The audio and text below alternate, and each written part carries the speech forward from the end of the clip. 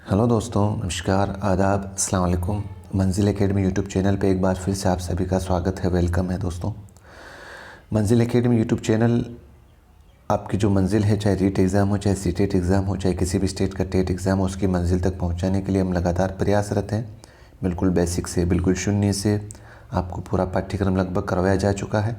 अगर आप चैनल पर नए हैं तो आपकी जानकारी के लिए बता दूं दोस्तों, अभी जो हमारी वीडियो लेक्चर सीरीज़ चल रही है वो माध्यमिक शिक्षा बोर्ड की जो किताब है उर्दू की कक्षा 7 की, उनकी वीडियो सीरीज़ लेकर हम लगातार स्टडी कर रहे हैं। और दोस्तों, कक्षा 7 की जो बुक है उसके अंदर जो पहला भाग था उसके अंदर हमने सबक नंबर 1, 2, 3, 4, 5, 6 मतलब पहले भाग में हमने ये सबक पढ़ लिए थे। और इसमें न केवल सबक को पढ़ा है दोस्तों, इसमें ग्रामेटिकल पोर्शन विशेष तौर से एक तो सिफ्त और एक ज़माना माजी हाल मुस्तकबिल और एक आपके दिशाओं को लेकर जो मशरिक़ मगरिब शुमाल जुनूब ये आपके कन्फ्यूज़न रहता है, उसको भी मैंने एकदम डिटेल से उस सूत्र के साथ आपको क्लियर कराया है। और ग्रामेटिकल पोर्शन में जैसे मुतज़ार मुतरादिफ जो इम्पोर्टेंट है रीट के लिए इस पाठों में आए हुए, उनको भी मैंने याद करवाने की कोशिश की है। तो अगर आपने पहला भाग नहीं देखा है तो मेहरबानी करके उस पहले वाले भाग को देखें। तो बिना देर की दोस्तों, आज हम दूसरा जो भाग है कक्षा 7 का वो पाठ शुरू करेंगे, बसंत, जो पाठ नंबर 7 है आपके। एक नज़म है ये, और ये आपके नज़ीर लुधियानवी इसके मुसन्निफ़ है। दोस्तों, मुसन्निफ़ आपको हमेशा याद रखना हर पाठ का, क्योंकि 1 नंबर का सवाल एग्जामिनर के दिमाग में आ ही जाता है। तो बसंत का जो मुसन्निफ़ है वो कौन है? बसंत नज़ीर लुधियानवी। ठीक है, तो बिना देर के शुरू करते हैं आज का लेक्चर। तो दोस्तों, ये है आपके सबक नंबर 7 और जिसका नाम है बसंत। बसंत ये हिंदी लैंग्वेज से ये यहाँ पर लिया गया शब्द है दोस्तों। बसंत का माना वैसे हम देखें उर्दू के अंदर बहार, बसंत का माना क्या होता है?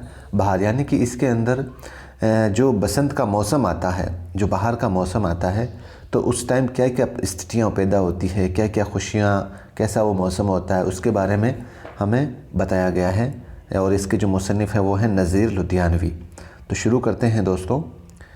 देखो बसंत लाई है गंगा पे क्या बहार, और सरसों के फूल हो गए हर सिमत आशिकार।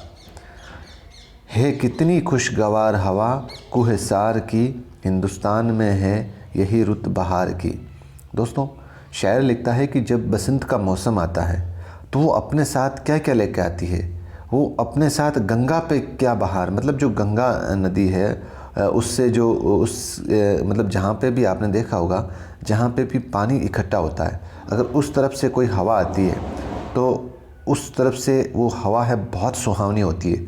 अगर बसंत के मौसम में देखें, अगर यहाँ पे पानी जमा है और इस तरफ से कोई आपके हवा आ रही है तो यहाँ बैठने वाले लोगों के लिए ये हवा बहुत ही मतलब सुहावनी होती है। तो शायर लिखता है कि देखो बसंत लाई है गंगा पे क्या बहार, मतलब गंगा की तरफ से जो भी मतलब हवाएं आ रही है, बसंत अपने साथ वो एक बहार लेकर आई है। ठीक है। सरसों के फूल हो गए हर सिमत आशिकार। आशिकार का माना होता है दोस्तों एक तरीके से ज़ाहिर। क्या होता है? ज़ाहिर। आशिकार का माना क्या हो गया आपके? ज़ाहिर करना, ज़ाहिर या सामने। यानी कि अब जैसे ही बसंत का मौसम आता है तो जो सरसों के फूल हैं वो हर सिमत मतलब ज़ाहिर, हर सिमत, हर चारों तरफ जो है वो दिखाई देने लग जाते हैं, ज़ाहिर होने लग जाते हैं। मतलब जिस तरफ देखें हम, आशिकार का माना हो गया ज़ाहिर करना या सामने। तो सरसों के फूल हमें बसंत के मौसम में चारों तरफ, चारों दिशाओं में, हर सिमत की तरफ वो हमें दिखाई देते हैं जैसे ही बसंत का मौसम आता है। और है कितनी खुशगवार हवा कुहसार की। तो मतलब आगे शायर लिखता है कि है कितनी खुशगवार हवा, और इस जो बसंत के मौसम की जो हवा है जो कुहसार की, वो कितनी खुशगवार है, मतलब एकदम सुहावनी है। हमेशा मतलब एक तरीके से इंसान को बहुत ही मतलब एक अच्छी लगने वाली हवा है, खुशगवार हवा है, दिल को सुहावने वाली हवा है। और हिंदुस्तान में है यही रुत बहार की।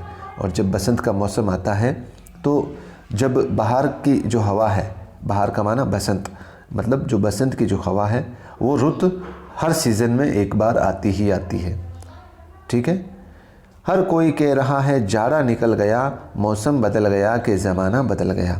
शायर लिखता है हर कोई कह रहा है कि जाड़ा निकल गया। जाड़ा का माना सर्दी। जाड़ा का क्या माना है दोस्तों? सर्दी। जैसे ही बसंत का मौसम आता है उस टाइम लोग कहते हैं कि अब तो सर्दी भी चली जा चुकी है और अब मौसम बदल गया है और ज़माना भी बदल गया है। हम देखते हैं ना कई बार जैसे मौसमी बीमारियां होती है, मौसमी बीमारियां जैसे जब छोटे बच्चों को स्पेशली ज़्यादा होती है, मौसम बदलता है और मौसम बदलने से मतलब जैसे अभी सर्दी का मौसम चल रहा है, तो सर्दी का मौसम जैसे दिन में धूप पड़ेगी, धीरे धीरे सर्दी कम होगी और रात में थोड़ी सी ठंड लगेगी, तो हम यहाँ पे देखते हैं कि इतना ख्याल नहीं रखते, तो ये मौसम बदलने की वजह से कई बार बीमार भी हो जाते हैं। आमद बहार की है रहें क्यों उदास हम, पहनेंगे शाद होके बसंती लिबास हम। यानी कि आमद बहार की है, यानी कि जो बहार के मौसम की आमद है, जो बसंत के मौसम की आमद है, और इसी मौसम में हम उदास क्यों रहें। शायर लिखता है जब बसंत का मौसम आता है तो इस आने वाले बसंत के मौसम में, बहार के मौसम में हम उदास क्यों रहें, पहनेंगे शाद होके बसंती लिबास हम।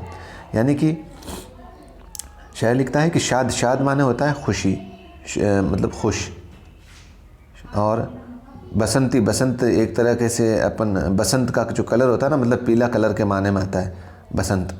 तो शायर लिखता है पहनेंगे खुश होकर हम जो पीला लिबास है, या मतलब जो आपके येलो, पीला येलो बसंती लिबास जो है वो हम पहनेंगे, शायर लिखता है यहाँ पर। तो हिंदुस्तान का ये पुराना शिआर है, शिआर का माना होता है दोस्तों चलन, मतलब आपके जो जैसे कोई रीति रिवाज है, मान लो हिंदुस्तान का ये पुराना शिआर है, ये रीति है, ये चलन है कि सदियों से अपने देश की ये यादगार है। यानी कि ये जो बसंत का मौसम है ये सदियों से अपने देश के लिए एक यादगार है और यादगार रहेगा। आओ वतन का हक़ मोहब्बत अदा करें, हम आंसुओं से प्रेम का बूटा हरा करें। शायर आखिरी शेर में लिखता है कि आओ वतन का हक़ मोहब्बत अदा करें, कि हम सबको मिलकर इस देश के लिए हक़ मोहब्बत, यानी कि जो मोहब्बत का हक़ है, और मोहब्बत का हक़ ये है कि हम है ना आंसुओं से प्रेम का बूटा हरा करें। यानी कि हमें इस देश में रहना है तो हम सबको एकजुट, एक साथ होकर, सबके साथ भाईचारे की भावना रख कर रहना है, और तभी हम जो प्रेम का जो बूटा है, जो मोहब्बत का जो दरख्त है वो लगा पाएंगे इस देश के लिए। यहाँ आंसुओं से मुराद है दोस्तों अपनी जो फीलिंग्स है, अपनी जो भावनाएं हैं, अपने जो व्यवहार है, अपने जो कार्यकलाप है, और मतलब वो इस तरीके से करें कि सभी आपस में जुड़े रहें, एक दूसरे से मोहब्बत और प्यार की नज़र से देखें, एक दूसरे से को नीचा दिखाना छोड़ें, सबको एक समान रखकर एक दूसरे की मदद में काम आए, मुसीबत में काम आए, तब जाकर जो है हमारी जो प्रेम का जो बूटा है, जो मोहब्बत का जो दरख्त है इस देश में, उसको हम आंसुओं से, मतलब अपनी एक्टिविटी से, एक नेक नीयत से उसको हरा करें। और यही हमारी मोहब्बत का हक़, तभी जाकर हमारी इस वतन की जो मोहब्बत है उसका हक़ अदा होगा। ठीक है दोस्तों, तो ये थी आपके बहुत प्यारी सी खूबसूरत सी नज़म। तो बसंत, बसंत का माना होता है दोस्तों जो बाहर का मौसम होता है ना, बाहर एक का एक त्यौहार, मतलब आपके एक तरीके से जैसे कभी सर्दी का मौसम आता है, कभी गर्मी का मौसम आता है, कभी बरसात का मौसम आता है, इसी तरीके से बसंत जो है वो एक बाहर का मौसम है। सिमत का माना होता है दोस्तों तरफ, एक तरफ। ठीक है। आशिकार का मतलब हो गया ज़ाहिर या खुला हुआ, यहाँ मुराद फूल के खिलने से है। यानी कि चारों तरफ जो सरसों का फूल है ना, वो आपने देखा होगा जब बरसात का मौसम आता है तो आपके जैसे सरसों की जो खेती होती है वो एक तरीके से खिलने लग जाती है। ठीक है। खुशगवार का माना दिल पसंद या अच्छा लगने वाला, कूहे सार पहाड़ी जगह या पहाड़ों का सिलसिला। ठीक है। आमद, आमद का माना आना, शाद का माना खुश, और बसंती का माना जर्द, जर्द का माना हो गया जैसे दोस्तों मैंने बताया था पीला, जर्द का माना क्या हो गया पीला। उर्दू के अंदर जर्द बोलते हैं, हिंदी के अंदर पीला बोलते हैं, इंग्लिश के अंदर येलो बोलते हैं। ठीक है। और सदी, सदी का माना 100 बरस। ठीक है। 100 बरस, 100 सालों की जो एक गिनती होती है उसको एक सदी के रूप में बोला जाता है। यादगार का मतलब निशानी, हक़ मोहब्बत का मतलब मोहब्बत का हक़ या मोहब्बत का इनाम, बूटा मतलब पौधा या फूल पत्ती। इस नज़म में दोस्तों ज़्यादातर जो है आपके हिंदी लफ्ज़ ज़्यादा यूज़ हुए हैं, तो आपको इतनी ज़्यादा दिक्कत नहीं आएगी। सरसों के फूल हर तरफ क्यों खिले हुए हैं, बसंत का मौसम आने की वजह से सरसों के फूल खिले हुए हैं। ठीक है। याद रह जाएगा, बसंत के जो मौसम है वो आने की वजह से फूल चारों तरफ खिले हुए हैं। बसंत किस मौसम के बाद आता है, बसंत जाड़े के मौसम के बाद आता है, जाड़े के मौसम के बाद। मौसम बहार का हम पर क्या असर होता है, यानी कि मौसम बहार का जो हम पर असर ये होता है कि सरसों के फूल खिलने से जो है चारों तरफ जो मौसम है वो खुशगवार हो जाता है। मतलब हमें एक तरीके से ये मान लो कि पसंद करने वाला जो एनवायरनमेंट चाहिए वो मिल जाता है। प्रेम का बूटा हरा करने का क्या मतलब है? यहाँ पर है प्यार और मोहब्बत और आपसी मेलजोल और भाईचारे के साथ रहना, यही प्रेम का बूटा हरा करने से मतलब है। नीचे दिए गए लफ्ज़ों की मदद से मिसरों को मुकम्मल कीजिए। तो पहली लाइन है, सरसों के फूल हो गए हर सिमत, हर सिमत, ये पहला हो गया। और है कितनी खुशगवार हवा कूहे सार की, ये 2 हो गया, 2 नंबर हो गया। है कितनी खुशगवार हवा कूहे सार की। तीसरा है मौसम बदल गया कि ज़माना बदल गया, ये क्या है? ज़माना बदल गया, 3 नंबर पे। और 4 नंबर है, बहार की है रहें क्यों उदास हम। तो आमद 4 नंबर पे क्या है?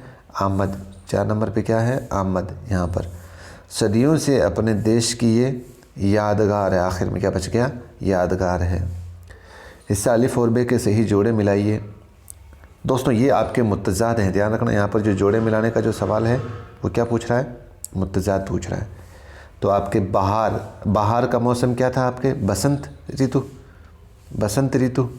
और इसका आपके आ जाएगा, बहार का आपके आ जाएगा ख़िज़ां। ये रहा, ध्यान रखना दोस्तों, ये बहुत इंपॉर्टेंट है। ये जो लफ्ज़ है कई बार मतलब आपको देखना ये सवाल बन जाता है यहाँ पर। तो बहार का मौसम मतलब इसका मुतज़ाद क्या हो जाएगा? ख़िज़ां। ख़िज़ां का जैसे बहार बसंत है, बसंत ऋतु है आपके, उसी तरीके जो ख़िज़ां है वो आपके दोस्तों पतझड़ ऋतु, पतझड़ आती है ना, जहाँ पर पत्ते गिरने वाले जो मौसम है, हवाएँ चलती है, पत्ते गिर कर नीचे गिर जाते हैं टूट कर, तो वो कौन सा मौसम होता है? ख़िज़ां। ठीक है। नफ़रत का आपके हो गया मोहब्बत, मुतज़ाद। और फूल का हो गया आपके कांटे, इसका मुतज़ाद। खुशगवार का माना क्या था? मतलब दिल को पसंद आने वाला, अच्छा। तो नागवार, खुशगवार का क्या है? नागवार, मतलब दिल को अच्छा नहीं लगने वाला। और गर्मी का हो गया सर्दी, गर्मी का हो गया सर्दी। हिस्सा अलिफ और बे के आपको सही जोड़े मिलाने हैं दोस्तों। और जोड़े इस अगर आपने नज़म को देख लिया तो आराम से मिला भी सकते हैं। तो पहला जैसे आप वैसे आखिरी शेर को देखकर भी मैच कर सकते हैं इसको। बहार, यहाँ पर आखिरी शेर आ रहा है अश्कार, ठीक है। इसी तरीके से यहाँ पर देखो, आमद बहार की रहें कि उदास हम, ये रहा हम और ये रहा हम इसमें, ठीक है। आखिर के अंदर ये रहा। फिर है हर कोई कह रहा है जाड़ा निकल गया, तो ये रहा तीसरा, मौसम बदल गया कि ज़माना बदल गया। और फिर आता है कितनी खुशगवार हवा कूहे सार की, हिंदुस्तान में है यही रुत बहार की, ठीक है। और आखिरी बच गया आपके हिंदुस्तान का ये पुराना शिआर है, रीति रिवाज है, चलन है, सदियों से अपने देश की ये यादगार है, ठीक है। ये इमला है आपके खुशखत, बसंत बे सीन नून ते, और बहार बे है अलिफ और रे बहार, फिर आशकार अलिफ शीन काफ और रे आशकार, कूहे सार काफ वाव है सीन अलिफ रे कूहे सार, शिआर शीन ऐन और रे शिआर, ठीक है। ये हुआ आपका पहला चैप्टर कंप्लीट। दूसरा चैप्टर है बहुत इंपॉर्टेंट कहानी है, चलो पढ़ते हैं। आपके सबक नंबर ये आ गए अपन 8 पे। कौन सा सबक आ गया? सबक नंबर 8, तोते की चालाकी।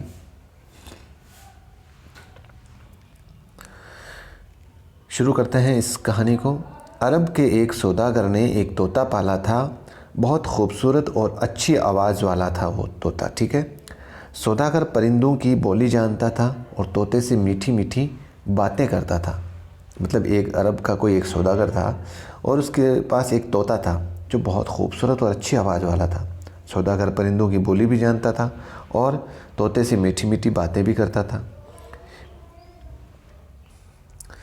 एक बार सौदागर हिंदुस्तान के सफ़र के लिए तैयार हुआ। उसने अपने तमाम नौकरों से पूछा, उस मुल्क से तुम्हारे लिए क्या तोहफ़ा लाऊं? तो सब ने अपनी अपनी पसंद की चीज़ें बताई। आखिर में तोते की बारी आई तो उसने कहा, मुझे कुछ मंगवाना तो नहीं है, अलबत्ता मेरी कौम के लोगों को मेरा सलाम पहुंचा दीजिए और मेरा हाल बता दीजिए। उनसे कहिए कि मैं परदेश में हूं और आपने मुझे भुला दिया। किस्मत ने मुझे कैद में डाल दिया है। आप आज़ाद हैं और बागों की सैर करते फिरते हैं। मैं रात दिन वतन की और आपकी याद में तड़पता रहता हूँ। इस कैद से रिहाई की कोई सूरत हो तो मुझे बताइए, वरना मैं यूं ही घुट घुट कर मर जाऊँगा। यानी कि बहुत बेहतरीन यहाँ पर तोते ने अपनी बात कही है और अपना दर्द जो है वो बता रहा है कि अपने कौम का मतलब जो यहाँ हिंदुस्तान के जो तोते हैं उनको उनके लिए एक मैसेज दे रहा है। फिर बढ़ते हैं। सौदागर ने तोते की बात भी लिख ली। जब वो सफ़र करते करते हिंदुस्तान की सरहद में पहुंचा तो उसे तोतों का एक झुंड नज़र आया और उसने अपनी सवारी रोकी और तोते का सलाम व पैगाम पहुंचाया। पैगाम सुनते ही उन तोतों में से एक थरथरा कर ज़मीन पर गिरा और ठंडा हो गया। ठंडा हो गया का माना हो गया दोस्तों यहाँ पर एक मुहावरे के तौर पर इस्तेमाल हुआ है, मर जाना। माना कि जब उस सौदागर ने उस तोते की कहानी को उन जो तोतों के जो झुंड उसको मिला था रास्ते में उसके साथ वो बताता है, शेयर करता है, तो उसको सुनकर एक तोता थरथरा कर गिर पड़ता है और मर जाता है। सौदागर को बहुत अफसोस हुआ कि उसने ये पैगाम क्यों पहुंचाया। शायद ये तोता इस तोते का अजीज़ था, दोस्त था और इसलिए सदमे से गिरकर मर गया। अब वो क्या करता था, बात जो होनी थी वो हो गई। उसने सवारी आगे बढ़ाई। कुछ दिनों के बाद सौदागर वतन लौटा तो तोते ने अपने तोहफे के बारे में पूछा। सौदागर ने कहा, इस सिलसिले में मुझे बहुत रंज उठाना पड़ा, मतलब बहुत दुख उठाना पड़ा और तुम्हारी बात कहकर बहुत पछताया। आखिर ऐसी कौन सी बात थी जिससे आपको सदमा उठाना पड़ा? तोते ने पूछा अपने उस सौदागर से। अब वो सौदागर बोलता है, पेड़ों पर तोतों का एक झुंड बैठा हुआ था। जैसे ही मैंने तुम्हारा सलाम और पैगाम पहुंचाया, उनमें से बेचारे एक तोते का बुरा हाल हो गया और उसका दिल फट गया और वो कँपकँपाकर ज़मीन पर गिर पड़ा और ठंडा हो गया। सौदागर के तोते ने जो ये माजरा सुना तो वो भी उसी तरह कँपकँपाया, पिंजरे में गिर पड़ा और ठंडा हो गया, यानी कि वो भी मर गया। सौदागर ये देखकर बहुत रंजीदा हुआ, रोने धोने लगा और अपने आपको मलामत करने लगा, यानी कि अपने आप को ही दोष देने लगा। हाय मैंने ये कैसी गलती कर लिया, मतलब पश्चाताप करने लगा। हाय मैंने ये कैसी गलती की, अगर मैं ये बात ना कहता तो क्या हर्ज हो जाता। इंसान की ज़बान ही आग है, इंसान की ज़बान ही आग है। कभी ये खरमन जमा करती है तो कभी इसमें आग लगाती है। ये ज़बान जो चाहे कर दे, अफसोस हज़ार अफसोस। वो रोने धोने लगा और अपने आप को मलामत करने लगा। सौदागर ने रो धो कर तोते को उठाया और पिंजरे से बाहर फेंक दिया। तोता ज़मीन पर गिरते ही उड़ा और एक पेड़ की टहनी पर जा बैठा। सौदागर ने हैरान होकर पूछा, ये क्या माजरा है? तोते ने कहा, मेरी कौम वाले तोते ने मुझे ये सबक दिया था कि तू अपने मीठे मीठे बोल और प्यारी प्यारी बातें छोड़ दे, अपनी मर्ज़ी से ज़िंदगी के चटकारे और मज़े भुला दे और अपने को मुर्दे की तरह बेख्वाहिश बना दे, फिर तू आज़ाद हो जाएगा। यानी कि कितनी बेहतरीन यहाँ पर उस तोते ने उस सौदागर के सामने एग्ज़ाम्पल देकर समझा कर कि भाई इस तरीके से अगर तू करेगा तो वहाँ से आज़ाद हो जाएगा। और वो तोता जो पिंजरे में कई सालों से उस सौदागर के पास में था, वहाँ से इस टेक्निक से आज़ाद हो जाता है। तोते ने ये कहा और उड़कर अपने वतन हिंदुस्तान रवाना हो गया। ठीक है दोस्तों, परदेश यानी कि वतन से दूर रहने वाला वो कहाँ पे रहता है? परदेश में रहता है। रिहाई का माना छुटकारा, झुंड, गिरोह, गुट गुट कर मर जाना यानी कि मुसीबत से ज़िंदगी गुजारना या तकलीफ़ से ज़िंदगी गुजारना, एक मुहावरा है, गुट गुट कर मरना। और फिर आता है सरहद, किसी मुल्क या इलाके का आखिरी जो सीमा होती है वो सरहद होती है किसी भी देश की। प्याम का माना पैगाम। और ठंडा होना मुहावरा है, मर जाना। अजीज़ का माना प्यारा या रिश्तेदार। सदमा मतलब बहुत ज़्यादा तकलीफ़। रंज का माना गम और दुख। माजरा यानी किस्सा। रंजीदा का माना हो गया उदास। और आपके मलामत का मतलब बुरा भला कहना, अपने आप को पश्चाताप करना, बुरा भला कहना, दोष देना खुद को। हर्ज का माना हो गया नुकसान। और खिरमन का माना हो गया अनाज का वो ढेर जिससे भूसा अलग ना किया गया हो, जिससे भूसा अलग किया गया ना हो। ठीक है, खिरमन का माना। आगे बढ़ते हैं। पहला सवाल है, तोते ने सौदागर के ज़रिए अपनी कौम को क्या पैगाम पहुंचाया?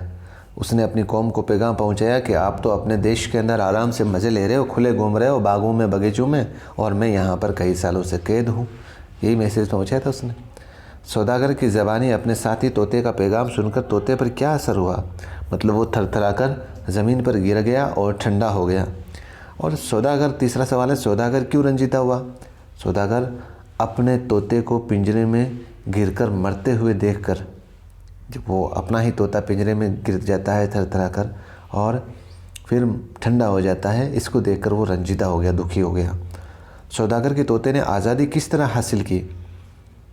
सौदागर के तोते ने आज़ादी अपनी कौम वाले जो तोते था ना, जो उस सौदागर को देखकर थरथराकर कांप कर गिर गया और ठंडा हो गया, उससे इबरत हासिल की, उससे सबक हासिल करके अपनी जो आज़ादी वो हासिल की। ज़बान के मुतालिक सौदागर ने क्या बात कही? इंसान की ज़बान ही है वो जो आग है, और कभी ये खरमन जमा करती है, कभी किसी को नुकसान पहुंचाती है और किसी को खुशी पहुंचाती है। मतलब एक इंसान की ज़बान ही तो है वो, सौदागर की लिखता है। नीचे दी गई खाली जगहों को भरिए। सौदागर परिंदों की बोली जानता था। सौदागर परिंदों की बोली जानता था। पहले में क्या आएगा? बोली। पहले में क्या आएगा? बोली। दूसरे में, इनसे कहिए कि मैं परदेश में हूँ। ये कौन बोल रहा है? तोता बोल रहा है। ये तोता उस सौदागर को बोल रहा है कि आप जाना परदेश देश में मेरे, और वहाँ पर उन तोतों को बोलना मैं परदेश में हूँ। उस तोते का एक झुंड नज़र आया। उस सौदागर को जब वो उसमें जाता है तो रास्ते में उसको एक तोतों का झुंड नज़र आता है। ठीक है। इंसान की ज़बान ही एक आग है। क्या है? आग। क्या है?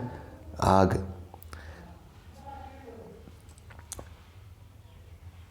और आखिरी है, ये कहा और उड़कर अपने वतन रवाना हो गया। कौन से वतन? वो तोता कौन से वतन रवाना हो गया? हिंदुस्तान। कौन से वतन रवाना हो गया? हिंदुस्तान। ठीक है। नीचे दिए गए लफ्ज़ की वाहिद लिखिए भाई। तो वाहिद, असफ़ार की वाहिद क्या हो जाएगी? सफ़र। अक़वाम की कौम। अक़वाम की वाहिद क्या हो जाएगी? कौम। अहवाल की हाल। और अगलात की गलत। अगलात की गलत। और असबाक़ की सबक। और ममालिक की मुल्क। ममालिक की वाहिद क्या हो जाएगी? मुल्क। ठीक है। इस सबक में ऐसे 5 जुमले तलाश कर लिखिए जिनमें सिफ़्त का इस्तेमाल हो। तो सिफ़्त को लेकर दोस्तों मैंने आगे भी कई बार आपके साथ चर्चा की हुई है। सिफ़्त का माना होता है किसी इस्म की अच्छाई बयान करे या बुराई बयान करे। जैसे समझदार तोता, तो यहाँ पर जो समझदार है वो तोता है। और इसी तरीके से आपके सफ़ेद गेंद, तो गेंद की जो बॉल है उसकी अच्छाई बयान कर रही है, वो गेंद कैसी है? सफ़ेद है। ठीक है। इस तरीके से सिफ़्त के बारे में बहुत सी डिटेल हम कर चुके हैं पहले ही। नीचे दिए गए मुहावरों को जुमलों में इस्तेमाल कीजिए। मीठी मीठी बातें करना, यानी कि जब वो तोता है जो पिंजरे में रहता है वो बहुत ही मीठी मीठी बातें करता रहता है। घुट घुट कर मर जाना, अब वही तोता जो पिंजरे में बंद है वो अपने साथियों को ये मैसेज देता है कि आप तो आज़ाद हो, बागों में घूम रहे हो और मैं यहाँ पर घुट घुट कर मर जाऊँगा। ठंडा होना का माना वैसे मर जाना है, मतलब थरथरा कर गिरने की वजह से वो ठंडा हो गया। रंज उठाना मतलब गम उठाना, किसी के दर्द को, किसी के मतलब किसी की तकलीफ़ को देखकर मुझे बहुत रंज हुआ। ठीक है। खुशकत लिखिए। खुशकत है, पहले के अंदर ते है फे तोहफ़ा, दूसरा है परदेस, पे रे दाल ये सीन परदेस, तीसरा है पयाम, पे ये अलिफ़ और मीम पयाम, चौथा है सदमा, स्वाद दाल मीम है सदमा, और आखिरी है झुंड, ये झे ये नून ये डाल, झुंड। ठीक है। अब आगे बढ़ते हैं दोस्तों। कूलतार। कूलतार। ठीक है। अब ये क्या चीज़ है? बहुत ही अच्छी कहानी है ये भी। तो कूलतार के इसके बारे में क्या क्या होता है ये इस सबक में हम पढ़ेंगे। मैडम ने हाज़िरी लेने के बाद रजिस्टर बंद किया और कुर्सी से उठी, क्लास पर नज़र डाली और बोली, बच्चों आज तुम्हें एक ऐसी चीज़ के बारे में बताऊंगी जिसे हम सभी ने देखा है। ठीक है। लेकिन हम में से बहुत से लोग इसके बारे में बस इतना ही जानते हैं कि ये चीज़ स्याह होती है और जब चिपी होती है तो गर्म करो तो इससे बदबू आती है और ये सड़कें बनाने के काम आती है। तो आपको कूलतार का मतलब समझ में आ गया हो गया दोस्तों। एक तरीके से जो डामरीकरण की जो सड़कें बनती है ना, जो काला काला ऊपर लगाया जाता है, उसको बोलते हैं कोलतार। ठीक है, बच्चे बोले कोलतार। मैडम ने कहा शाबाश। मैडम ने क्या कहा? बच्चे बोले शाबाश। मैडम ने कहा शाबाश, मगर सबको एक साथ नहीं बोलना चाहिए। कोलतार कोयले से निकाला जाता है। किससे निकाला जाता है? कोयले से निकाला जाता है। मगर तुम्हें ये पता नहीं होगा कि तुम जिस साबुन से नहाते हो उसमें से जो खुशबू आती है वो एक ऐसे तेल से हासिल की जाती है जो कोलतार से निकाला जाता है। तुम्हारी वालिदा गर्म कपड़ों को कीड़ों से जो महफूज रखने के लिए संदूक में सफ़ेद गोलियां रखती है, वो गोलियां भी कोलतार से बनाई जाती है। जिस रोशनाई से तुम लिखते हो वो भी कोलतार से ही बनती है। तुम्हें ये सुनकर ताज्जुब होगा कि सैकड़ों तरह के रंग कोलतार से बनाए जाते हैं। इनमें वो रंग भी शामिल हैं जिनसे कपड़े, रिबन और जूते रंगे जाते हैं, और वो रंग भी जिनसे रंग बिरंगी मिठाइयाँ बनाई जाती हैं। हम जो सेंट और परफ्यूम लगाते हैं ये भी कोलतार से ही निकाले जाते हैं। मतलब वो मैडम जो है उन बच्चों को कोलतार में कहाँ कहाँ यूज़ होता है कोलतार का, जैसे नहाने वाले साबुन में, कपड़े धोने वाले जो कीड़े मकोड़ों से बचाने के लिए जो गोलियां रखी जाती है कपड़ों के अंदर उसमें, और रंग बिरंगे जूते उनको रंगने के लिए, मिठाइयों के लिए, इन सब के अंदर कोलतार का इस्तेमाल होता है। उनमें से एक स्टूडेंट फिर रशीद है, वो बोलता है। रशीद ने कहा मैडम मैंने सुना है कोलतार से कुछ दवाएं भी बनती हैं। मैडम ने कहा तुमने बिल्कुल ठीक सुना है। तुम लोगों ने देखा होगा कि दांतों का डॉक्टर जब किसी का दांत निकालता है तो पहले मसूड़ों पर एक दवा लगा देता है और जिससे वो जगह सुन्न हो जाती है। इससे मरीज़ को दांत निकालने में तकलीफ़ नहीं महसूस होती। ये दवा भी कोलतार से बनाई जाती है। अशोक, जो पिछले साल दिवाली में पटाखे छोड़ते वक्त तुम्हारी हाथ की जो उंगलियां जल गई थी, तुम्हारी अम्मी ने उंगलियों पर पीले रंग का एक मरहम लगा दिया था। उंगलियों की जलन फ़ौरन ख़त्म हो गई थी। वो मरहम भी कोलतार से ही बनाया जाता है। मैडम ने कहा। मैडम ठहर गई। बच्चे बड़ी हैरत से मैडम की बात सुन रहे थे। फिर एक शीला नाम की बच्ची है, वो बोलती है मैडम मेरे पापा कहते हैं कि स्क्रीनिंग कोलतार से बनाई जाती है। ठीक है। मैडम ने कहा तुम्हारे पापा बिल्कुल ठीक कहते हैं। इसके अलावा साइंसदानों ने कोलतार से एक और उम्दा चीज़ बनाई है जिसे बीकालाइट कहते हैं, और इस बीकालाइट से बहुत सी चीज़ें बनाई जाती है, मसलन जैसे चश्मे का फ्रेम, ग्रामोफोन रिकॉर्ड वगैरह वगैरह। फिर रज़िया ने कहा मैडम ये कोलतार तो बड़े काम की चीज़ है। मैडम ने कहा हाँ बड़े काम की चीज़ है, तभी तो घंटी बजी और क्लास ख़त्म हो गई। तो कहने का मतलब इस पाठ में दोस्तों जो कोलतार जो चीज़ है, जो उसके क्या क्या फ़ायदे हैं उसके बारे में हमने इस पूरे चैप्टर में पढ़ा। आगे बढ़ते हैं। सियाह का माना क्या हो गया? काला और महफूज जिसकी हिफाजत की गई हो। साइंसदान साइंस को जानने वाला। सवाल बढ़ते हैं। साबुन को खुशबूदार बनाने के लिए किस चीज़ का इस्तेमाल किया जाता है?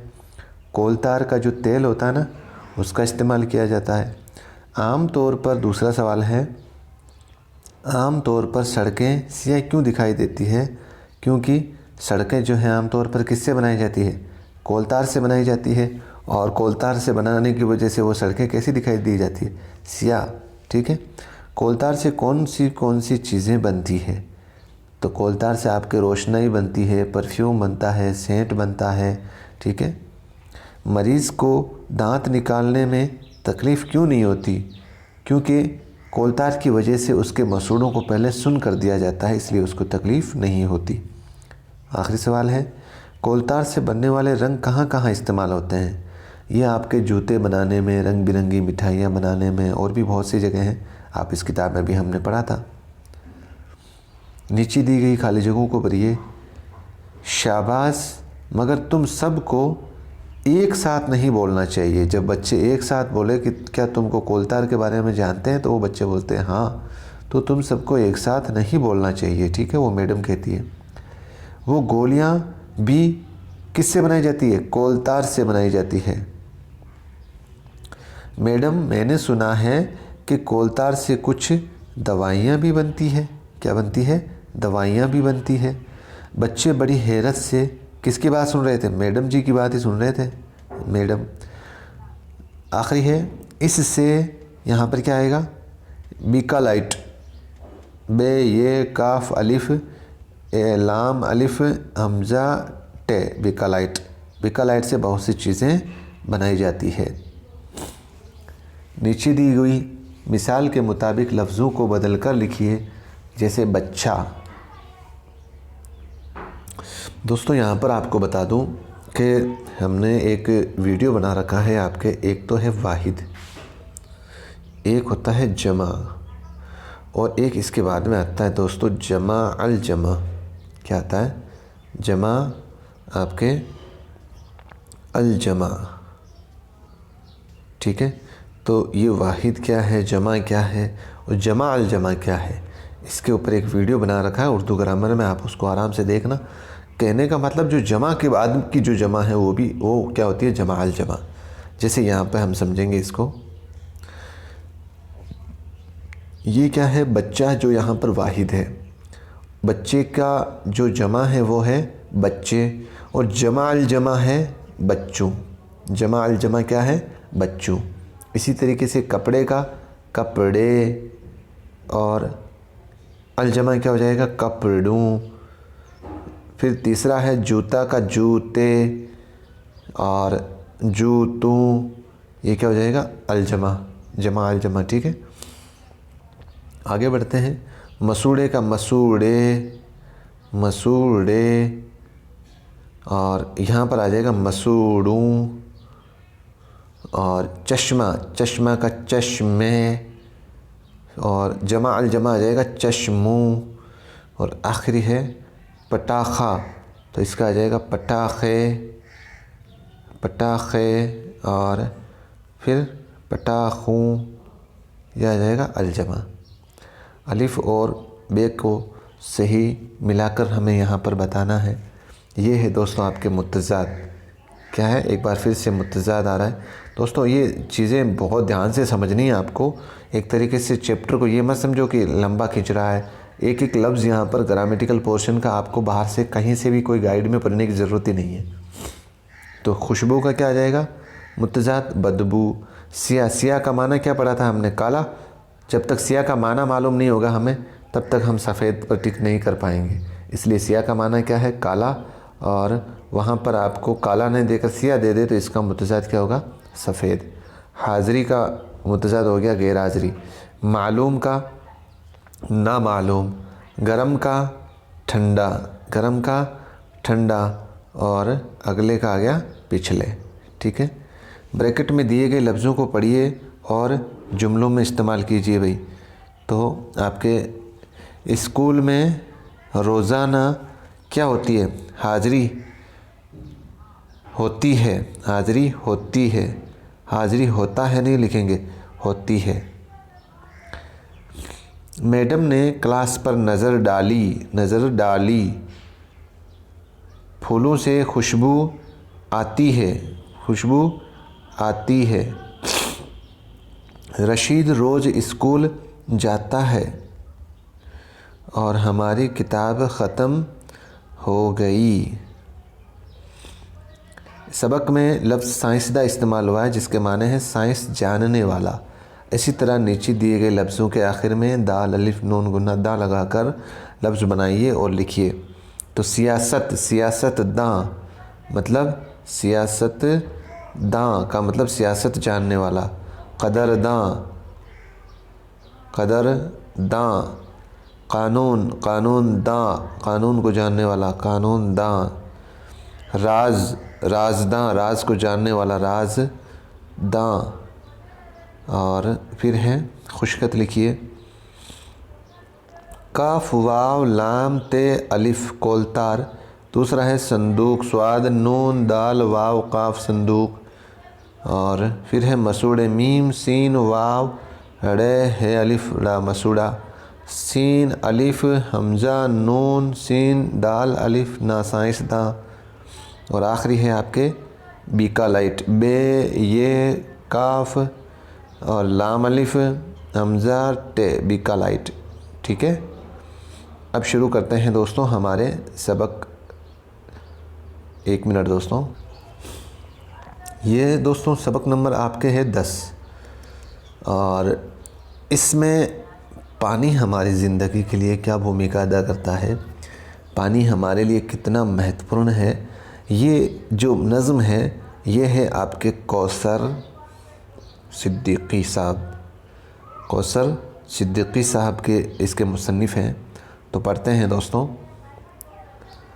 पानी से ज़िंदगी है, दुनिया हरी भरी है, पानी से सब है ज़िंदा, इंसान हो या परिंदा, चौपाए हो के मछली, पानी है जान सबकी, सबको है प्यास लगती, सबको ज़रूरी पानी, पानी से साग भाजी, पानी से फूल फल भी। दोस्तों शायर लिखता है कि ये जो पानी है, इस पानी से इंसान की ज़िंदगी है। बस जिस दिन पानी ख़त्म हो गया इंसान की ज़िंदगी ख़त्म हो गई, ये मान लो। तो दुनिया जो आज हम हरी भरी देख रहे हैं, इसके अंदर जो भी इंसान हैं चलने, जो भी फल फ्रूट पौधे वगैरह जो हरी भरी हम देख रहे हैं, वो किससे है? वो हरी भरी दुनिया जो है वो पानी से है। पानी से सब है ज़िंदा, यानी कि शायर लिखता है अगर ये पानी है तभी तो इंसान ज़िंदा है, अगर पानी ख़त्म हो गया तो इंसान भी ख़त्म हो जाएगा, इंसान हो या परिंदा। यानी कि इस पानी से ही, चाहे वो इंसान हो चाहे परिंदा हो, अगर पानी है तो ये ज़िंदा है। जिस दिन पानी ख़त्म हो गया तो इंसान भी ख़त्म हो जाएगा, परिंदा भी ख़त्म हो जाएगा। चौपाया हो या मछली, पानी है जान सबकी, यानी कि 4 पैर वाला कोई जानवर हो चाहे पानी में रहने वाली कोई मछली, इन सब की जो जान है वो पानी है। सबको है प्यास लगती, सबको ज़रूरी पानी। इस दुनिया के अंदर जो भी इंसान हो, परिंदा हो, चौपाया हो, मछली हो, उन सबको प्यास लगती है और इसलिए पानी उन सब के लिए ज़रूरी है। पानी से ही साग भाजी सब्जियां वगैरह इनकी पैदावार होती है और पानी से ही फल फूल वगैरह इनकी भी पैदावार होती है। शायर आगे लिखता है पानी से तंदुरुस्ती, पानी से दूर सुस्ती, पानी अगर हो गंदा, पीना ना गुस्ल करना, और दरिया से पानी मिलता, करना ना उसको गंदा, नदी को साफ़ रखना, पानी को साफ़ रखना। शायर आगे लिखता है पानी से ही इंसान की तंदुरुस्ती है, यानी कि इंसान की ही तंदुरुस्ती है, और पानी से ही दूर सुस्ती। अगर आपने देखा होगा जब आप थक जाते हो या आपके ऊपर आलस चढ़ा हुआ है, अगर आप उस टाइम गुस्ल करते हो, स्नान करते हो, तो आपकी सुस्ती दूर हो जाती है। तो वो किससे दूर हुई? आपकी पानी से। और आपकी जो तंदुरुस्ती, आपकी जो सेहत है, ठीक है, वो पानी से ही पॉसिबल है। पानी अगर हो गंदा तो पीना ना गुस्ल करना। अगर पानी गंदा हो तो आपको ना तो उसको पीना चाहिए ना ही गुस्ल करना चाहिए। क्यों? कि उससे कई प्रकार की बीमारियां हो सकती हैं आपके, अगर आप गंदा पानी पियोगे तो। दरिया से पानी मिलता, करना ना उसको गंदा। अगर हमें जहाँ कहीं भी दरिया दिखे मिले तो हमें उसका पानी जो है गंदा नहीं करना है। नदी को साफ़ रखना, पानी को साफ़ रखना। इसलिए चाहे जो भी नदी हो, चाहे आपके दरिया हो, उसको हमेशा साफ़ रखना चाहिए और पानी को हमेशा साफ़ रखना चाहिए।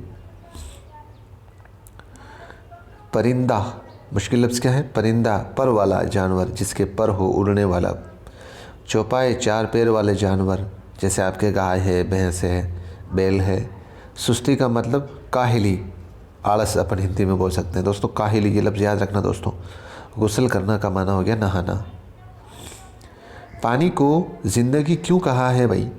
क्योंकि हर जानदार, हर जिंदा इंसान के लिए ज़िंदगी जो है वो पानी पर ही डिपेंड है, इसलिए पानी को ज़िंदगी कहा गया है। पानी के बिना तो वो मर जाएगा। पानी इंसान की किन किन ज़रूरतों को पूरा करता है? एक तो पानी से इंसान की तंदुरुस्ती मिलती है उसको, और एक सुस्ती दूर होती है उसको, और साग सब्ज़ी उसके खाने के लिए जो भी पैदावार चाहिए वो भी पानी से मिलती है। इंसान को किस तरह का पानी पीना चाहिए? इंसान को जो साफ़ पानी है वो पीना चाहिए। और पानी कहाँ से मिलता है हमें? तो आपको सबको पता है दोस्तों, पानी हमें मिलता है दरिया हो, नदी हो, और आप जो बारिश का पानी भी बोल सकते हो। लेकिन बारिश का पानी सीधा दोस्तों आपने देखा होगा कई लोग अब पानी की सेविंग जो करते हैं, सबसे शुद्ध अगर कोई पानी माना जाता है तो वो बरसात का पानी ही माना जाता है। नदी को साफ़ रखना क्यों ज़रूरी है? नदी को साफ़ रखना इसलिए ज़रूरी है क्योंकि हमें साफ़ पानी पीना चाहिए, क्योंकि अगर हम साफ़ पानी नहीं पिएंगे तो बीमार हो जाएंगे। तो नदी को हमें साफ़ रखना चाहिए। नीचे दिए हुए मिसरों को मुकम्मल कीजिए। तो खालिस्तान देखें हम, इंसान हो या परिंदा, इंसान हो या परिंदा, सबको है क्या लगती? प्यास लगती। सबको प्यास लगती। पानी से, फल से पहले क्या है? फूल फल भी हमें पानी से मिलते हैं। और पानी से क्या दूर कर सकते हैं हम? सुस्ती दूर कर सकते हैं। क्या दूर कर सकते हैं? सुस्ती। और पानी को साफ़ रखना चाहिए हमें। पानी को कैसे रखना चाहिए? साफ़ रखना चाहिए। नीचे दिए हुए लफ्ज़ों के मुतज़ाद लिखिए दोस्तों। ज़िंदगी का मुतज़ाद क्या आ जाएगा? मौत। ज़िंदगी का मुतज़ाद क्या आ जाएगा? मौत। ज़िंदा का मुर्दा, ज़िंदा का मुर्दा। इंसान का हैवान, इंसान का हैवान। और तंदुरुस्ती का बीमारी, तंदुरुस्ती का मुतज़ाद क्या आ जाएगा? बीमारी। सुस्ती का मुतज़ाद क्या आ जाएगा? चुस्ती, सुस्ती का चुस्ती। और गंदा का मुतज़ाद क्या आ जाएगा? साफ़। गंदा का मुतज़ाद क्या आ जाएगा? साफ़। ठीक है। नीचे दिए गए लफ्ज़ों से ये हटाकर नए लफ्ज़ बनाइए। अब ये हटाना, इसमें प्यासी का जैसे ये हटा दिया तो कौन सा लफ्ज़ बन गया? प्यास। खेती का ये हटा दिया तो कौन सा लफ्ज़ बन गया? खेत। ज़रूरी का ये हटा दिया तो ज़रूर।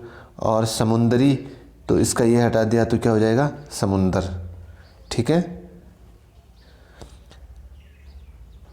वक्ती का ये हटा दिया तो वक्त। और इसी तरीके से दिलचस्पी, ये हटा दिया तो दिलचस्प। ठीक है। नीचे दिए गए अधूरे शेरों को मुकम्मल कीजिए। पानी से ज़िंदगी है, दुनिया हरी भरी है। और चौपाया हो कि मछली, पानी है जान सबकी। दूसरा सेंटेंस हो गया। सबको है ये प्यास लगती और सबको ज़रूरी है पानी। यहाँ पर क्या आ जाएगा? सबको ज़रूरी है पानी, सबको ज़रूरी है पानी। फिर चौथा शेर है आपके, पानी से साग बाजी, पानी से फल फूल। पानी से साग बाजी, पानी से फल फूल। दरिया से पानी मिलता और आपके आखिरी शेर में क्या जाएगा? दरिया से पानी मिलता, करना ना उसको गंदा। ठीक है। आगे बढ़ते हैं। खुशखत लिखिए। चौपाए, चे वाव पे अलिफ ये चौपाए। मछली, मीम छे लाम ये मछली। और तंदुरुस्ती, ते नून दाल रे सीन ते ये तंदुरुस्ती। गुस्ल, गैन सीन लाम गुस्ल। सुस्ती, सीन ते ये सुस्ती। ठीक है। अब दोस्तों आगे हम बढ़ते हैं सबक नंबर आपके 11। सबक नंबर 11 कौन सा है? 11। और ये है चांद बीबी। एक बेहतरीन कहानी है दोस्तों, इसको पढ़ते हैं अपन। क्या आपने चांद बीबी का नाम सुना है? वो अब से 400 बरस पहले अहमदनगर में पैदा हुई थी और उसके वालिद जो है वो हुसैन निज़ाम शाह अहमदनगर के बादशाह थे। ये जो चांद बीबी थी, इनके वालिद साहब जो हुसैन जी थे वो निज़ाम शाह अहमदनगर के बादशाह थे। उन्होंने अपनी बेटी की तालीम का बहुत उम्दा इंतज़ाम किया। छोटी सी उम्र में ही चांद बीबी ने अरबी फ़ारसी की अच्छी तालीम हासिल कर ली। उसने मराठी ज़बान भी सीख ली, तीरंदाजी और घुड़सवारी में भी महारत हासिल कर ली। और गाने, सितार बजाने, तस्वीरें बनाने और शिकार खेलने का भी उसे शौक़ था। वो बड़ी हुई तो उसकी जहानत, खूबसूरती और लियाकत का चर्चा हुआ। इसके लिए बहुत से रिश्ते भी आए। चांद बीबी का वाक़या हम पढ़ रहे हैं दोस्तों। आखिरकार बीजापुर, ये दोस्तों अहमदनगर, बीजापुर, ये प्राचीन समय में आपके जब इतिहास पढ़ते हो तो उस टाइम ये ऐतिहासिक स्थान है। बीजापुर के बादशाह अली आदिल शाह से उसकी शादी हो गई। दोनों हंसी खुशी रहने लगे। चांद बीबी सल्तनत के कामों में भी शौहर का हाथ बटाने लगी। वो बीजापुर के लोगों से उनकी ज़बान कन्नड़ में बातें करती, उनके दुख दर्द में शरीक होती। बीजापुर के लोग भी उसे दिल से चाहते थे और उसकी बहुत इज्जत करते थे। शादी के 16 बरस बाद 1580 में चांद बीबी के शौहर का इंतकाल हो जाता है, यानी कि बादशाह अली आदिल शाह साहब है ना, उनका इंतकाल हो जाता है। वो बेवा हो गई और उसका दिल टूट गया, मगर उसने हिम्मत और सब्र से काम लिया और अपनी ज़िंदगी को लोगों की खिदमत के लिए वक्फ कर दिया, खर्च कर दिया। चांद बीबी के कोई औलाद नहीं थी, इसलिए उसने अपने शौहर के कमसिन भतीजे को तख्त पर बिठा दिया, यानी कि कमसिन बहुत ही छोटा तख्त पर बिठा दिया, और जिसको कम नॉलेज हो, कोई एबिलिटी नहीं उसके पास, और ख़ुद हुकूमत की देखभाल की ज़िम्मेदारी कबूल की। यानी कि कमसिन एक तरीके से इतना योग्य नहीं जितना वो खुद थी, लेकिन फिर भी उसने अपने शौहर के कमसिन भतीजे, अपने रिश्तेदार के जो भतीजा था उसको तख्त पर बिठा दिया और ख़ुद हुकूमत की देखभाल की ज़िम्मेदारी कबूल की। चांद बीबी ने रियाया की भलाई यानी कौम की भलाई के लिए, अपनी आवाम की भलाई के लिए बहुत से काम किए। उसने कुएं खुदवाए, तालाब, सड़कें और इमारतें बनवाई। कुछ दिनों बाद जब उसे इत्मीनान हो गया कि अब हुकूमत का काम भतीजे ने अच्छी तरह संभाल लिया है, तो वो बीजापुर से अहमदनगर चली गई। यानी कि जो कमसिन भतीजा था अपने अहमद शाह अब्दाली का, वो अच्छी तरीके से अब योग्य हो गया, पूरी हुकूमत को संभालने लग गया। उसको पूरा विश्वास हो गया कि अब ये हुकूमत चला सकता है। तब वो बीजापुर से अहमदनगर चली गई। अहमदनगर के हालात उन दिनों बहुत ख़राब थे और आपसी झगड़े की वजह से सल्तनत बहुत कमज़ोर हो चुकी थी। चांद बीबी ने अहमदनगर के हालात को सुधारने की बहुत कोशिश की। उसे थोड़ी बहुत कामयाबी भी मिली। उसी दौरान उसे अकबर की भेजी हुई फ़ौज से मुकाबला भी करना पड़ा। दूसरी मर्तबा जब मुग़ल फ़ौज अहमदनगर पहुंची तो चांद बीबी ने मुग़ल बादशाह से सुलह करने का फ़ैसला किया, लेकिन अहमदनगर के चंद सरदारों ने यह अफवाह फैला दी कि चांद बीबी मुग़लों से मिल गई है।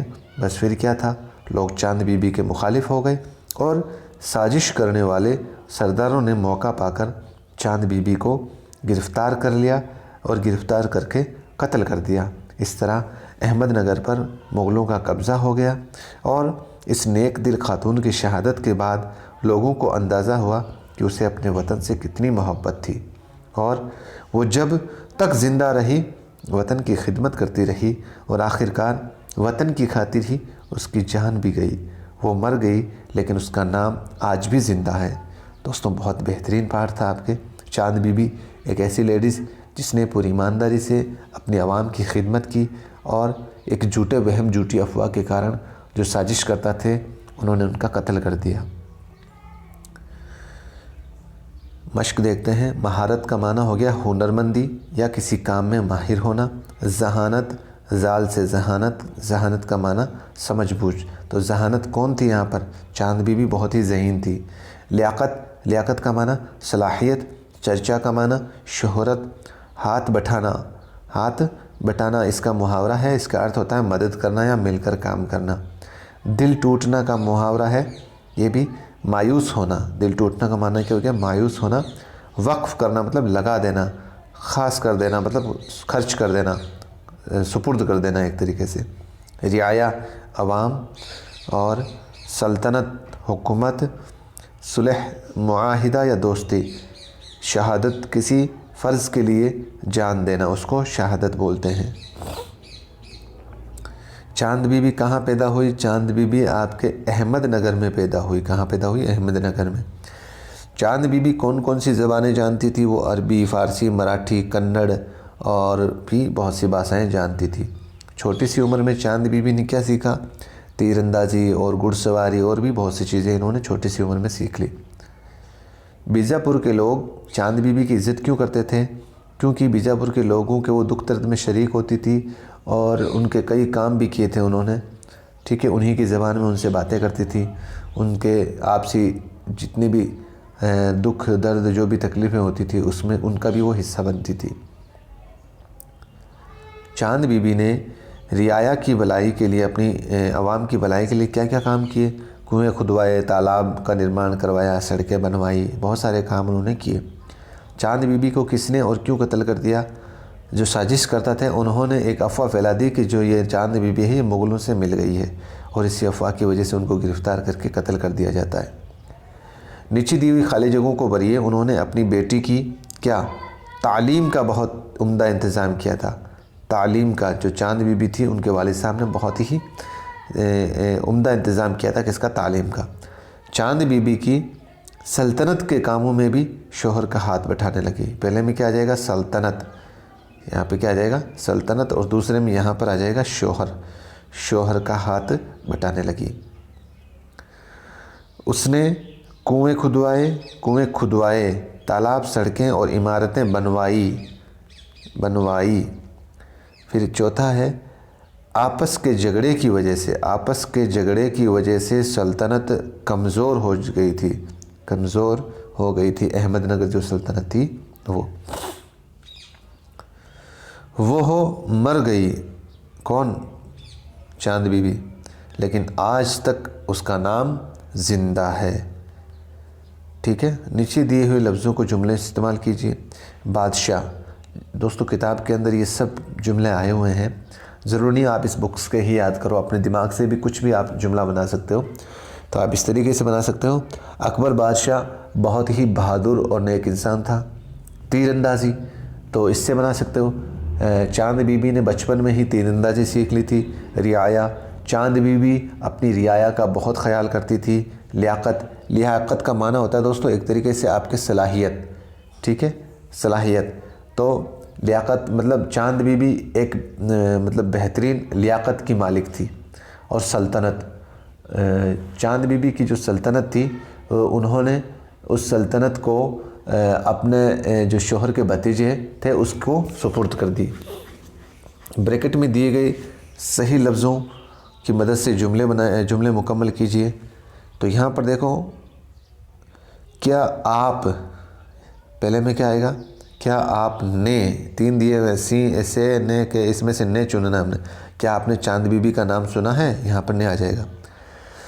इसके वालिद अहमदनगर के बादशाह थे। ठीक है, अहमदनगर का बादशाह नहीं था, अहमदनगर के बादशाह थे। चांद बीबी अरबी फ़ारसी की अच्छी तालीम हासिल कर ली, अच्छी तालीम। फिर है दोनों हंसी खुशी रहने लगे, बीच वाला रहने लगे। कौन? चांद बीबी और उनका शोहर। 5वां है उसे अकबर की भेजी हुई फ़ौज से मुकाबला भी करना पड़ा। फिर बढ़ते हैं, चांद बीबी के बारे में 5 जुमले लिखिए। खुशखत है, मीम है, अलिफ रे ते महारत, इंतज़ाम अलिफ नून ते ज़ोएं, इंतज़ाम ज़ोएं अलिफ मीम इंतज़ाम। फिर रियाया, रे ऐन अलिफ ये अलिफ रियाया। सल्तनत, सीन लाम तोएं नून ते सल्तनत। और फिर मुखालिफ, मीम खे अलिफ लाम फे मुखालिफ। ठीक है, चलो दोस्तों, ये आपके चैप्टर नंबर हो गया 11 कंप्लीट। अब बढ़ते हैं अपन चैप्टर नंबर 12, कौन बड़ा है। तो यहाँ पर आपके जो दिन और रात है इनका विवाद हो जाता है, और इस विवाद को फिर सुलझाने के लिए सूरज महोदय आते हैं। तो इस पूरी कहानी को हम पढ़ते हैं। एक बार दिन और रात में तकरार हो गई। ठीक है, दिन कहता था कि मैं आगे चलता हूँ और तुम मेरे पीछे आती हो, लेकिन रात ने कहा जी नहीं, आगे मैं चलती हूँ और तुम मेरे पीछे आते हो। शाम हुई, दिन ने हंसकर कहा देखा बी रात, मैं जा रहा हूँ और तुम आ रही हो। मैं आगे हुआ ना तो रात चुप रही बेचारी उस टाइम। जैसे ही सुबह हुई, रात ने कहा देखा दिन भैया, मैं जा रही हूँ और तुम आ रहे हो। मैं आगे आई हूँ ना, तो दिन चुप रहा उस टाइम। अब ये बात रोज़ होने लगी। हर शाम दिन कहता देखो मैं आगे हूँ, हर सुबह रात कहती मैं आगे चलती हूँ। फिर एक शाम जब रात और दिन में मुलाकात हुई तो दिन ने कहा आओ बी कल्लू, मेरे पीछे चली आओ। मैं चला। रात झल गई, सुबह हुई तो रात और दिन में फिर मुलाकात हुई। रात ने कहा गोरे भाई, भाई कल्लू यहाँ पर काली रात के माने में आया है, दिन को गोरे के माने में इस्तेमाल किया गया है। मेरे पीछे चली आओ, मैं जा रही हूँ। मौसम गर्मी का था, दिन बड़ा होता था और रात छोटी होती थी। दिन को शरारत सूझी, रात से कहने लगा, तुम मेरी बड़ाई मान लो, मैं आगे भी चलता हूँ और तुमसे बड़ा भी हूँ। रात को कोई जवाब ना सूझा। अगली सुबह रात ने कहा, तुम लंबाई में बड़े हो लेकिन गर्मी से लोगों का बुरा हाल कर देते हो। मैं ठंडी ठंडी हूँ, लोगों को गर्मी से निजात दिलाती हूँ। शाम हुई तो दिन बोला, तुम्हारे आने से अंधेरा छा जाता है। मैं आता हूँ तो दुनिया में रोशनी फैल जाती है। सुबह को रात और दिन फिर मिले। रात ने कहा, देखो तुम आते हो तो लोग मेहनत करते हैं, थक जाते हैं, और मैं आती हूँ तो थके हारे लोग आराम करते हैं। मैं अच्छी हूँ। यानी कि जैसे जैसे उनकी जो है वह तकरार वो बढ़ती जाती है। शाम को दिन ने कहा, तुमने मेरी बड़ाई खुद मान ली। मैं होता हूँ तो काम होता है, लोग मेहनत करते हैं, किसान खेत में हल चलाते हैं और अनाज बोते हैं, जानवर जंगल में घास चरते हैं, कारखानों में चीज़ें बनती हैं, दुनिया का कारोबार चलता है। तुम आती हो तो कारोबार बंद, अंधेरा काहिली, चारों तरफ अंधेरा ही अंधेरा। ये नोक झोंक चलते चलते बहुत सा वक्त गुजर गया।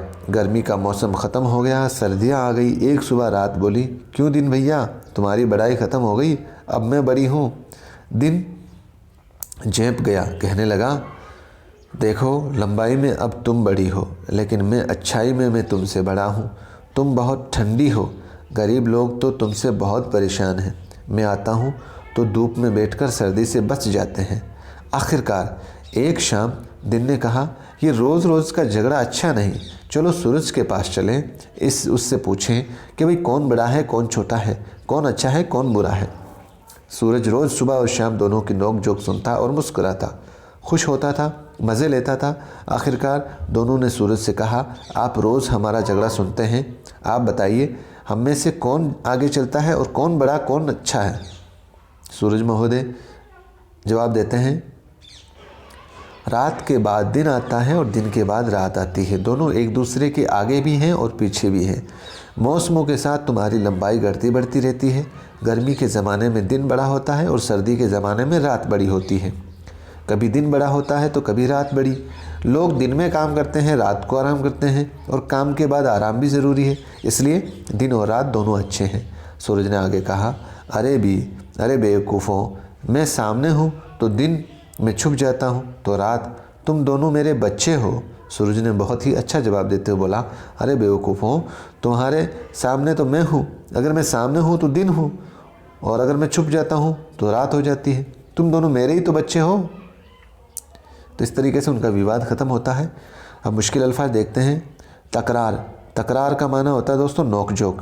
तकरार का क्या माना होता है? नोक-झोंक। जवाब ना सूझना, बात ना बनना या लाजवाब होना। निजात का माना छुटकारा, काहिली का माना सुस्ती। ठीक है, और इसका मुतजात देखो तो दोस्तों इसका मुतजात आता है चुस्ती। और झेंप गया का माना हो गया शर्मिंदा होना। झेंप गया, ठीक है, शर्मिंदा होना। दिन और रात में किस बात पर नोक-झोंक होती थी? दिन कहता था कि मैं आगे चलता हूँ, रात कहती थी कि मैं आगे चलता हूँ। इस बात को लेकर उनके बीच में झगड़ा हो जाता था। दिन और रात सूरज के पास क्यों गए? वो इसलिए गए कि भाई हमारा फैसला करो, हम दोनों में से बड़ा कौन है, छोटा कौन है, इसलिए सूरज के पास गए। सूरज ने दिन और रात को किस तरह मुतय्यन किया? सूरज ने मुतय्यन किया कि अगर मैं हूँ तो तुम हो, मैं अगर सामने हूँ तो सूरज है, दिन है, अगर मैं छुप जाऊँ तो रात है। इस तरीके से उनको ने मुतय्यन किया। सूरज ने दिन और रात से क्यों कहा कि तुम दोनों मेरे बच्चे हो? इसीलिए कहा कि भाई मैं हूँ इसीलिए तुम्हारा अस्तित्व है, अगर मैं ही नहीं रहूँगा तो तुम्हारा अस्तित्व भी नहीं रहेगा। अगर मैं सामने आ जाता हूँ तो दिन आ जाता है, मैं अगर छुप जाता हूँ तो रात आ जाती है। इस सबक से आपको क्या नतीजा निकलता है भाई?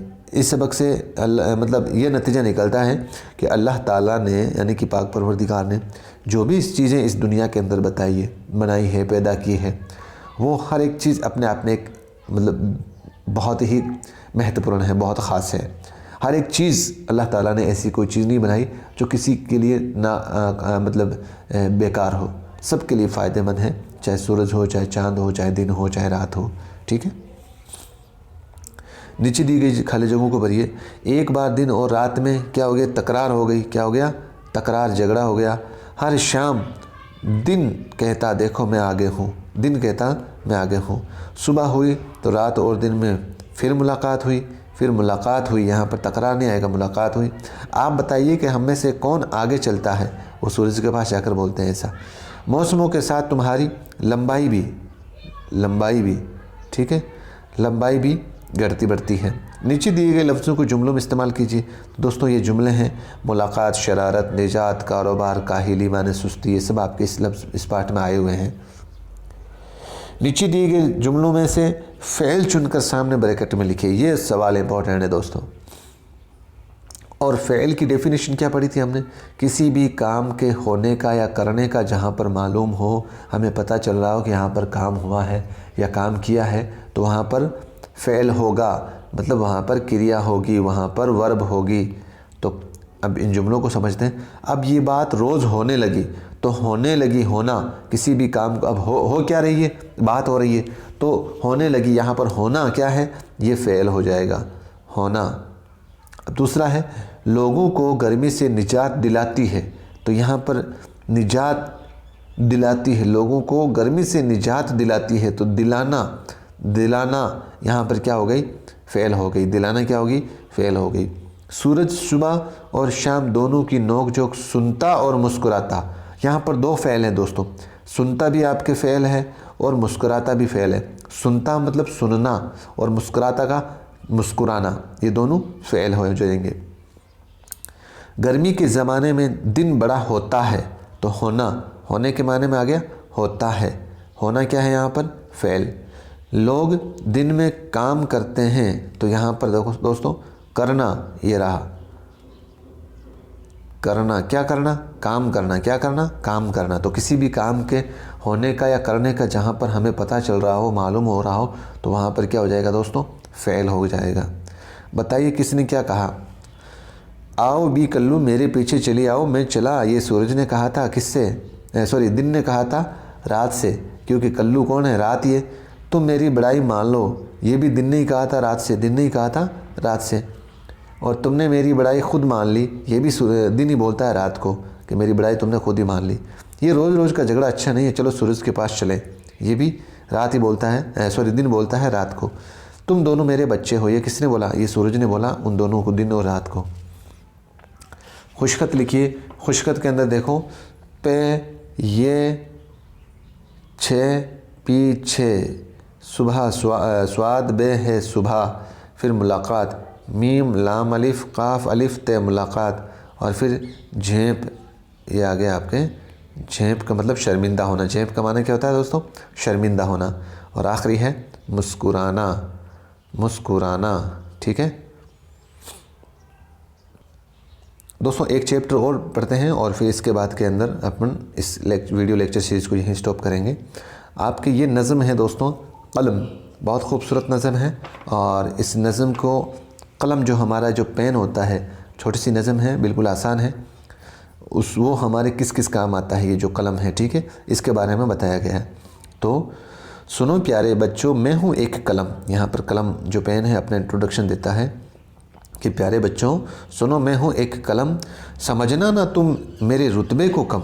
शायर लिखता है, ये कलम कहता है कि तुम जो है मेरे रुतबे को बिल्कुल भी कम मत समझना, क्योंकि मैं बहुत बड़ी चीज़ हूँ। करोगे अगर कदर मेरी सदा, पेन लिखता है, अगर तुम मेरी कदर सदा करोगे, हमेशा मेरी कदर करोगे, तो समझोगे तुम है मेरी शान क्या। यानी कि अगर तुम लगातार मेरी कदर करोगे, तब तुम्हें समझ में आएगा कि मेरी शान क्या है, मेरा स्टैंडर्ड क्या है, मेरा लेवल क्या है। मैं शाहू से भी तुमको मिलवाऊंगा, मैं जो चाहोगे मैं तुमको दिलवाऊंगा। कलम यहाँ पर कहता है कि अगर तुमने मेरी कदर कर ली और मुझे अच्छे से समझ लिया, तो मैं बादशाहों से भी तुमको मिलवा सकता हूँ और तुम जो चाहोगे मैं तुमको दिलवा सकता हूँ। ठीक है, मैं दिलवाऊंगा तुमको ऊंचा मुकाम, तुम्हें नामवर करना मेरा काम। यानी कि मैं तुम्हें अगर तुम मेरी कदर करोगे, मुझे समझोगे, तो मैं तुम्हें दुनिया में बहुत ऊंचा मुकाम दिलवाऊंगा और तुम्हें नामवर यानी कि तुम्हें मशहूर भी मैं ही करवाऊंगा अगर तुम मेरी कदर करते हो। मेरी बात सुन रखो बच्चों, ज़रूर बहुत रोओगे मुझसे होके जो दूर। अगर आगे वो पेन लिखता है कि अगर तुम मेरी बात को ध्यान से समझोगे, और तुम्हें समझना है बहुत ज़रूरी प्यारे बच्चों। अगर तुम नहीं समझोगे तो बहुत रोओगे, यानी कि बहुत पछताओगे अगर तुमने मुझसे दूरी बना ली। अगर मुझे नहीं समझा तो तुम बहुत पछताओगे। तो ये आपके नज़म थी। मुश्किल लफ्ज़ देख लेते हैं। रुतबा का माना हो गया मर्तबा या दर्जा, कद्र का माना इज़्ज़त, शान का मर्तबा और इज़्ज़त, शाह का बादशाह। दोस्तों ये कद्र का माना इज़्ज़त भी है और इसका भी शान का माना इज़्ज़त भी है, ध्यान से देख लेना दोस्तों इसको। शाह का माना हो गया बादशाह, मुकाम का हो गया जगह, नामवर का हो गया मशहूर। बहुत रोओगे, बहुत पछताओगे। कलम के रुतबे को कम क्यों नहीं समझना चाहिए भाई? क्योंकि कलम की बदौलत ही तो दुनिया में शोहरत और इज़्ज़त मिलती है दोस्तों, इसलिए हमें इसके रुतबे को कम नहीं समझना चाहिए। कलम की शान को किस तरह समझा जा सकता है? कलम की शान को इस तरह समझा जा सकता है कि कलम की हमें कदर करनी चाहिए। कलम की वजह से ही कलम ही एक ऐसी चीज़ जो हमें बादशाह से मिला सकती है, हमें ऊंचा मुकाम दिला सकती है। और कलम का क्या काम है? कलम ही, अभी जैसे बोला था ना, कलम ही हमें बादशाह से मिला सकती है, हमें ऊंचा मुकाम दिला सकती है, हमें मशहूर कर सकती है। कलम से दूर रहकर रोने का मतलब क्या है दोस्तों?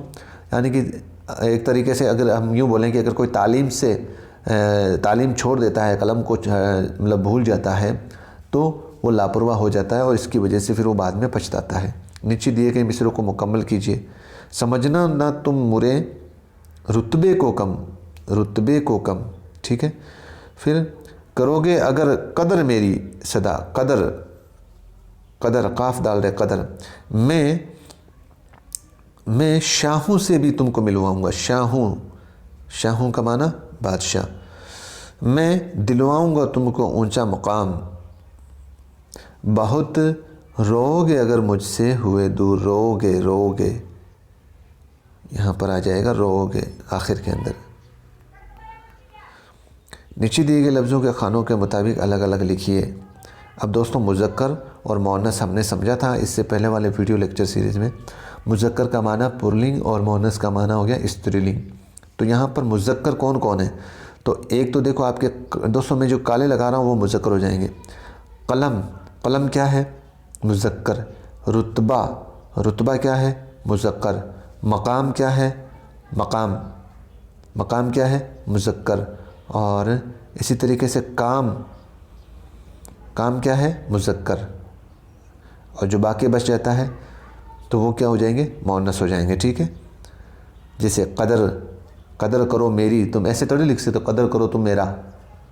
और इसी तरीके से मेरी शान, और तुम्हारी जगह अगर मैं जाऊंगा तो तुम्हारा जगह, इस तरीके से नहीं बोल सकता पर इज़्ज़त, ये भी एक आपके मुअन्नस है, ठीक है।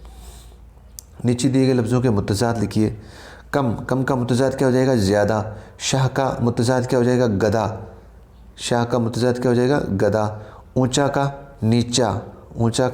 नीचा। और बच्चे का बूढ़ा मुतज़ाद हो जाएगा। और दूर का पास। खुशखत लिखिए। यह आ जाएगा आपके कलम, काफ लाम मीम कलम। रुतबा रे ते बे है रुतबा। मुकाम का मीम काफ अलिफ मीम मुकाम। तुम्हें ते मीम है ये नून गुना तुम्हें। और बहुत बे है ते बहुत, ठीक है। और तो दोस्तों ये आपके वीडियो लेक्चर ख़त्म हो गया है। और दोस्तों आज के लेक्चर में हमने मतलब डिटेल के अंदर सबक नंबर 13 तक पढ़ लिया है। एक वीडियो सीरीज़, एक लेक्चर और बनेगा ताकि हम कक्षा 7 की जो सीरीज़ है वो बहुत जल्दी मुकम्मल कर लेंगे। तो ये वीडियो लेक्चर सीरीज़ कैसी लगी दोस्तों, आज का चैप्टर कैसा लगा, कमेंट बॉक्स में कमेंट ज़रूर करें। और अपना कोई कीमती मशवरा हो, सलाह हो तो मुझे ज़रूर कमेंट में करें दोस्तों। इंशाल्लाह जितना अपन कोशिश करेंगे आपके लिए बहुत ही फ़ायदेमंद होगा रीट के एग्ज़ाम के पॉइंट ऑफ व्यू से। तो बिना देर किए दीजिए मुझे इजाज़त, मिलते हैं फिर से एक नई वीडियो के साथ। खुदा हाफिज़।